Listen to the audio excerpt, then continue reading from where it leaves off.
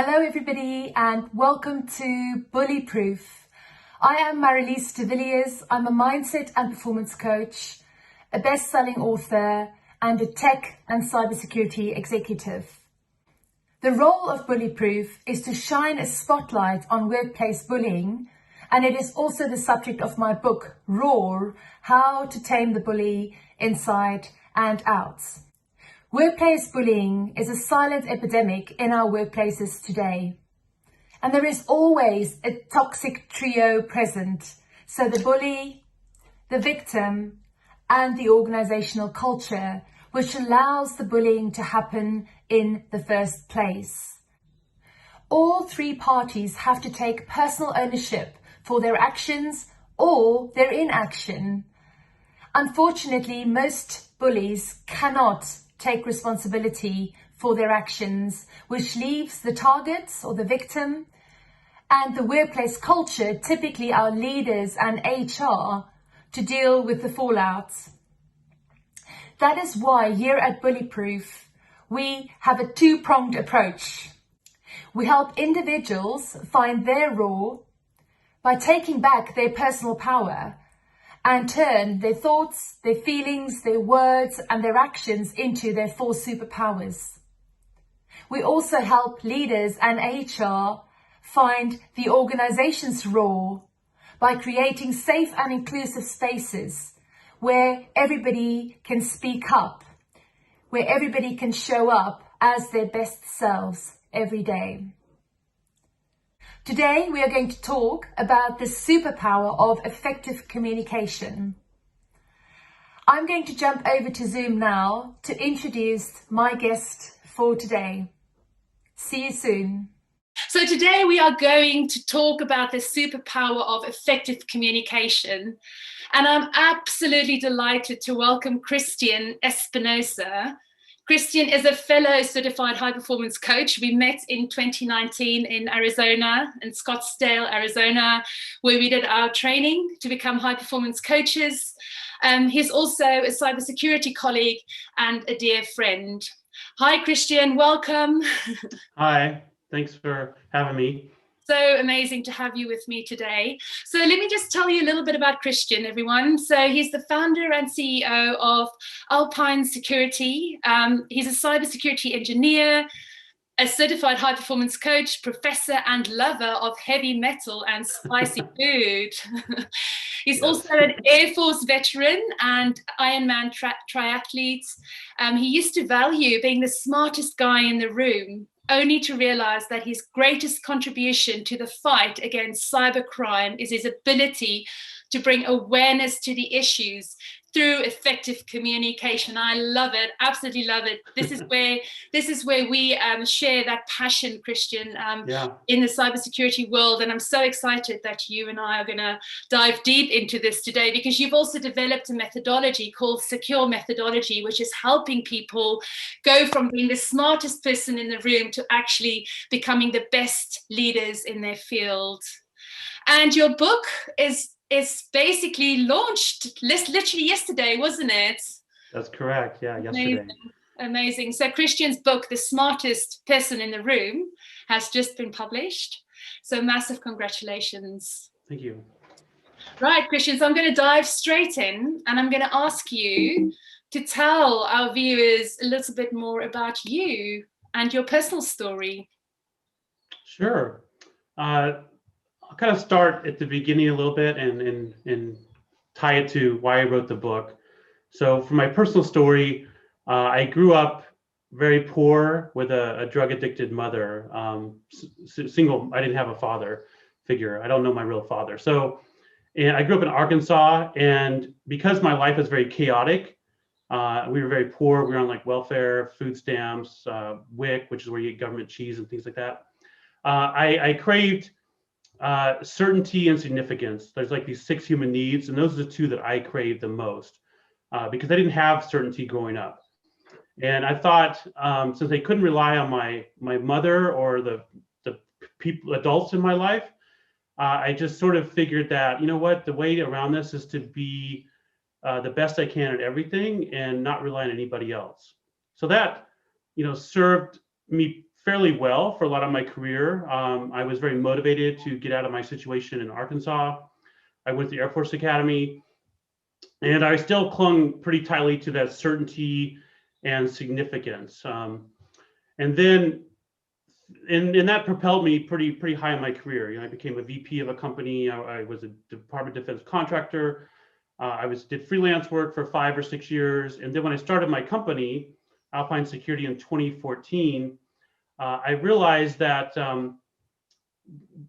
by craving that significance, you know, what I had sort of positioned myself as is like the person that had it all figured out. I didn't want to be vulnerable and let other people know that I didn't have it figured out.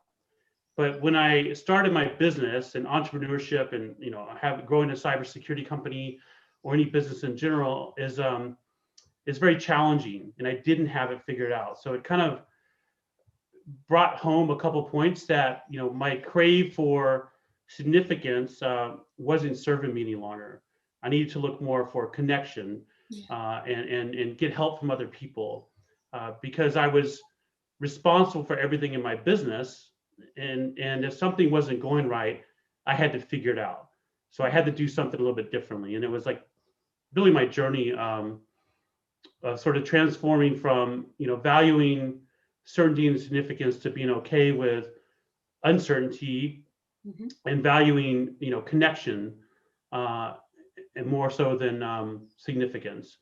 And what's sort of the catalyst for my book with my company? You know, I'm the founder and the CEO, so I'm responsible for everything, and I believe in ownership.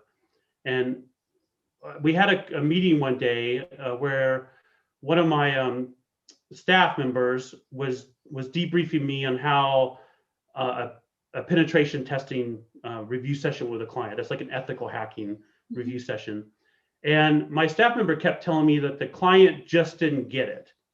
He said they just didn't get it, meaning the client didn't understand the real risk of what we identified, and they weren't really understanding how to fix it.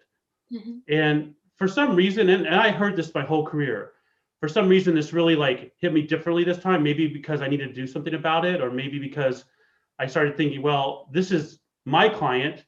If my client doesn't get it, meaning they don't know what to do, then they're not going to be more secure. And I didn't get into cybersecurity and start my business to not provide a pleasant experience for my clients. So based on that, I started doing a lot of reflection, some internal training with my company, to really train my staff on soft skills and people skills. And that 4 years of that probably is really what ended up being in the book, along with some reflection of my experience throughout my career. Because I used to be one of the people that would talk over clients' heads and talk over management's heads, because we're talking about communication. And I would say, well, they just didn't get it. Missing the whole reason of cybersecurity and communication is they're supposed to get it. And I'm a believer that the meaning of communication is tied to the response you get. So the more effective a communicator you are, the response you get back should be in alignment with what you're expecting. Absolutely. No, absolutely love that. And I want to pick up on the theme of connection. All right. Connection is actually my theme for 2021. But importantly, connection with myself and connection with others. So I very much want to bring home that point that you're making around connection is first and foremost with yourself. That's why my book's title is How to Tame the Bully Inside and Out, because I've had to learn to tame the inner bully first and foremost before I could tame the outer bully. And I think you say the same in your book about communication with yourself, connection with yourself, and then connection with others. Absolutely. I believe that, you know, the world, the outer world, as I like to say, is a reflection of your inner world. So, and this comes from awareness, it comes from acknowledgement. Like if you can't acknowledge yourself, which is that communication, you know, if you can't pat yourself on the back, you're going to have a very hard time acknowledging somebody else. So all these things tie together, and it really starts internally. So I agree 100%. Yeah. And you mentioned courage. You talked about wanting to be the smartest person in the room. And then you said in order to be almost like vulnerable, you had to become courageous in saying that you don't know, that you don't have all the answers.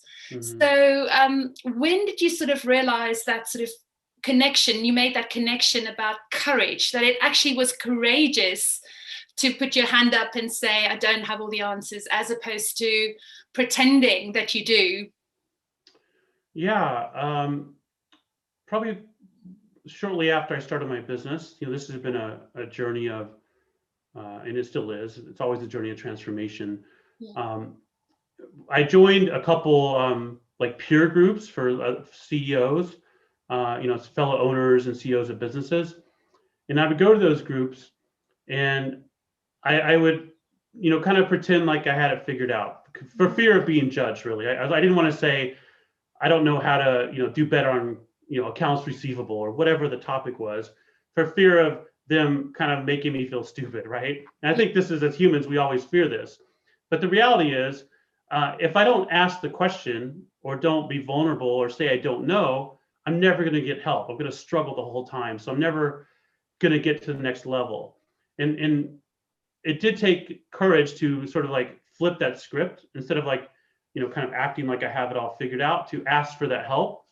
Yeah. But what was very positive, and this was even yesterday during the book launch, what I've noticed, when you ask for the help, or you seek the help, or you reach out to somebody, you may think in your mind that people don't want to help you, or they're going to judge you. And there are going to be some people like that, but the majority of people that I've been vulnerable with and been honest with about where I am, with anything in my business or my personal life, the majority of them have overwhelmingly been very supportive. And it goes, back to what I talked about at the beginning. I kind of crave significance, or like being the smartest person in the room, over asking for help. So it's hard to build connections when you're always acting like you have all the answers. And it'll only take you so far, which is, kind of the moment I had in my business where I realized that I need to try something differently. I don't really have all the answers. Yeah, absolutely. And I always say to people, well, one of my mentors, Tony Robbins, always say that perfection is one of the lowest standards that a human being can have, because there is no such thing as perfection. You said it earlier as well, about it's a continuous transformation. The learning never stops. And I think that's so important to, as you say, flip the script and realizing that there's always something new to learn, because then you open your mind, you become curious, you step into the other person's shoes, which is so important to be able to sort of see the world from their perspective, because we have our perspective, but it's challenging to see the world from other people's perspective. And that's why it's so important, when you want to influence and if you want to connect, that you really ask open questions as well to find out more about where the other person is coming from. Yeah, I think that's a very good point. We tend to look at the world through our own lens, our own model of the world. Everyone has a little bit different lens. So. And everyone, from a human connection perspective, even though they may have a different lens of looking at the world, a different model of the world, as I like to say in NLP terms, we all have fundamental things as humans that connects us together. We tend to like seek out the differences, though, and we've been conditioned with media and everything else, the news, to like look at the differences. But if we remove the differences, or the perceived differences, we all have a lot of the same emotional struggles with relationships, with our childhood, with our job, with insecurities. So you may think someone's going to judge you for asking that question, but the reality is they probably have the same struggles. And we want to help each other, I think, fundamentally as humans. Yeah. Absolutely, and I want to reiterate that point. I share in my book the full sort of three steps that I took to get my life back on track. And the very first thing was to get honest, to hold the mirror up. That's what you said as well earlier. The second was around clarity. Is like, what do I really want to do with my life? You know, what is my purpose? What is my mission here? What is my legacy, and living my legacy every day? And then thirdly is the asking for help. Yeah. And it's so hard to ask for help, but as you say, the majority of people want to help, but actually cannot wait to help. We are, as human beings, just naturally wired to help others. Yeah. But it's just asking for the help, which is and knowing what you need as well, which is so incredibly important. Fantastic. So I want to just sort of dive a little bit into, specifically in your world, cybersecurity, which I think is typical in sort of more technology environments, and more and more organizations are now technology environments, technology companies. So, you know, what are some of the problems that you've seen in those spaces around lack of communication? What are some of the root problems that you've seen? Yeah, the root problems stem from, I believe, insecurity, and also some intellectual bullying, which I think can manifest from insecurity. And the insecurity is that someone may know more than you do. In cybersecurity and highly technical career fields, it's a high IQ is valued, but from a culture perspective, it's almost like if you have a high IQ, we tolerate that you don't have, you know, EQ skills or emotional intelligence, and this creates a culture where there's a lot of intellectual bullying and posturing, and that shows up in communications internally, because with a team internally, a cybersecurity team or technical team, one team member may be afraid to ask a question of somebody else because the person may, you know, jump on them and make them feel like, well, you should already know this. Or why are you asking that question? You know, that are you stupid or something? And then with clients, and from my journey, I always had this fear. Not always. I resolved it when I did some training in my company, but I had this fear whenever I would have one of my highly technical people talk to a client. I always thought, in the back of my head, I thought, oh, is this guy gonna put his foot in his mouth? Like, is he gonna like upset the client? Is he going to make the client feel stupid or devalued? So there's always like this fear of that until I really focused on the EQ or soft skills in my organization. And I think in cybersecurity, it's almost like everything's like upside down. We purely value technical skills, and we don't even look at the soft skills. But if your highly technical people can't interact with each other, or they make a client feel stupid or small, then that's not going to serve anybody. So it's almost like we have to flip it over. And this is what I've done. If I hire someone, I look at their people skills and their ability to take ownership and their core values to see if they're a good fit. And once they meet all that, then I look at their technical skills. And that's not the case in the majority of cybersecurity environments today. I can absolutely testify for that. So it's interesting because you talk about cybersecurity and you talk about the function. I want to sort of broaden that out potentially, because I think there's also positioning cybersecurity as a life skill for everybody, for society. Because I think it's touching everything and every individual's lives today. So it's part and parcel of our lives. You know, anybody who's using a piece of technology, you know, has to care about cybersecurity, has to care about their security, and recognize that, you know, there's criminals that we can't see out there who are out to steal our valuable assets, which is our data, which is our information. And so I think it's important, you know, that yes, it's the technical and personal skills or professional skills as a function, as a cybersecurity function that we have to develop. And I think there's also a broader piece around cybersecurity as a life skill. So it's almost like I use the safety analogy, how long it took for us to wear safety belts, you know, as an automatic thing when we get into a car. Cybersecurity has to become the same, you know, where it's like locking your door, it's like having a strong password, things like that. But I just wanted to sort of throw that out there because I think it's important to position it more broadly as well. Yeah, I agree 100%. And I talk about this in my book.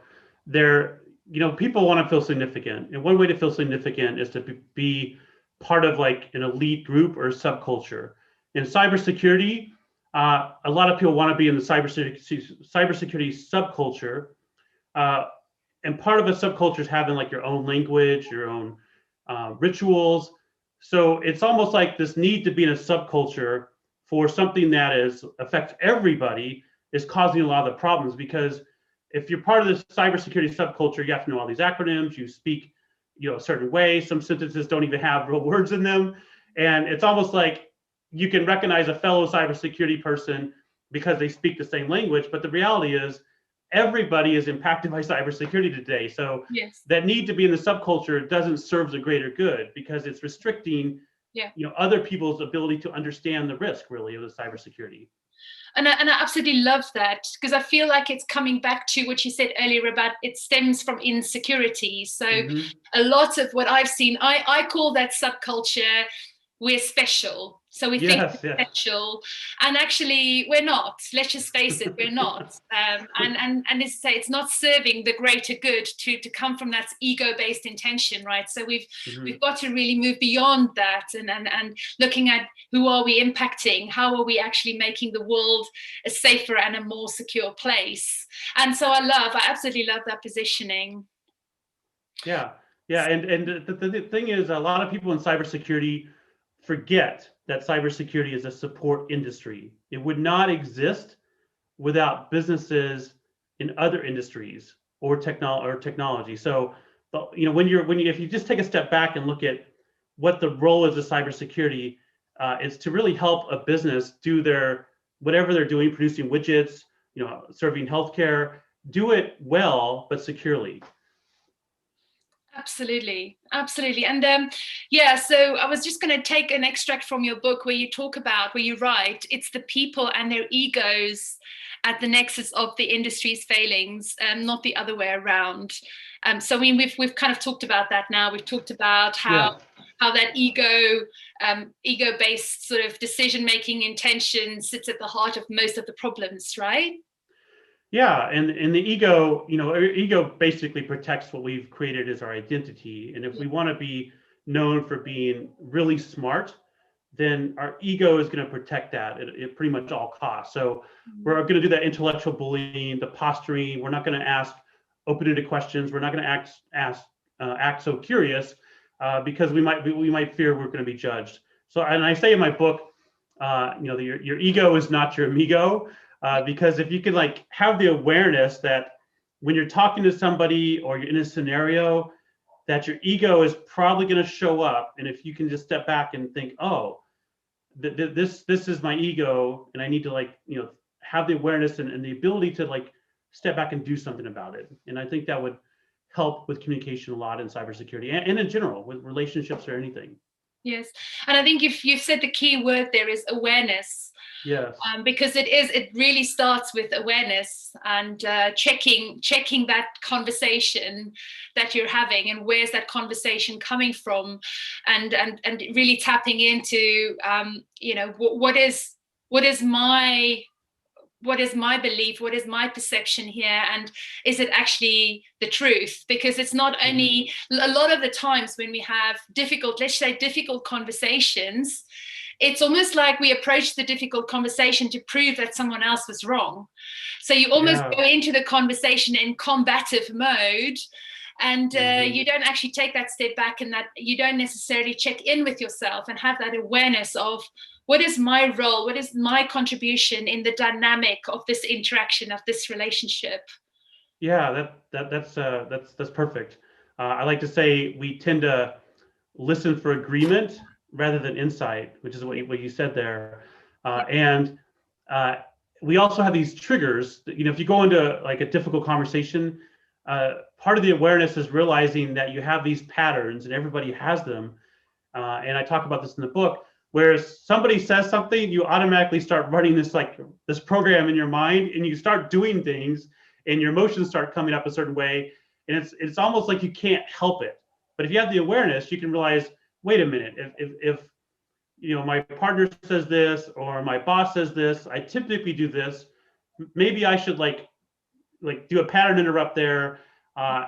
and look at doing something different. Otherwise, you're going to keep having the same experience over and over and over and be frustrated because you're not making progress. Absolutely. And so I always encourage people to shift from that.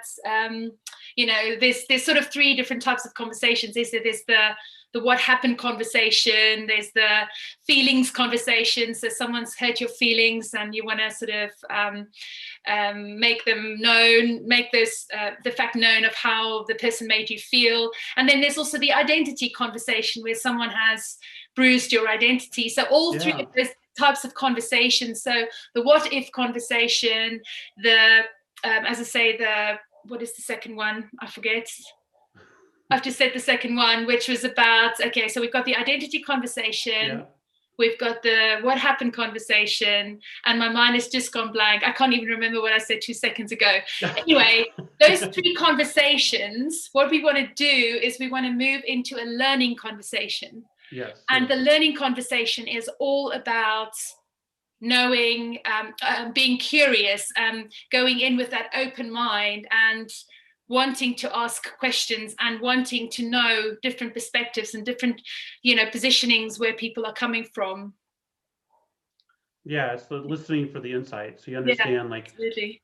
Where, like you said, where someone's coming from, and really their model of the world. If you understand someone's model of the world better, you can communicate better with them. And it's an example, somebody I worked with in the past, whenever I talked to them, they would use certain phrases. Like it's like pushing a rock up a hill that, I don't want that to drop to the floor. I'm shouldering this, it was very visceral, but it gave me some insight into like their model of the world. They were looking at the world more through like a fear-based lens versus an abundance-based lens.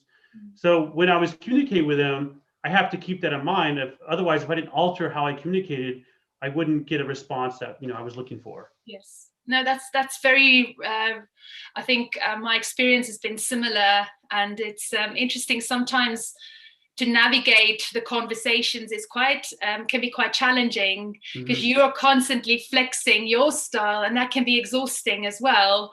So it's helping the whole profession professionalize, I should say, because this is absolutely about professional skills or softer skills or interpersonal skills, whatever you want to label it as at the end of the day. They're life skills, really. Absolutely. Well, as I said, this is a life skill, isn't it? So I want to jump into your methodology that you've developed, the secure methodology, which I believe are 7 steps, right? Yeah. Yep. There's 7 steps, and I put them in order. I believe they should be followed in order. You can do the steps out of order. So my secure methodology is basically the process I developed for technical leaders to become better people, become better leaders, and also to help their teams become better. And it has 7 steps. The first one is awareness. And I always start with self-awareness. And we talked about awareness a little bit. So awareness is step 1, and realizing those patterns that you automatically run, that the program that runs in your head, and your blind spots, really. And then the second step is really it's mindset.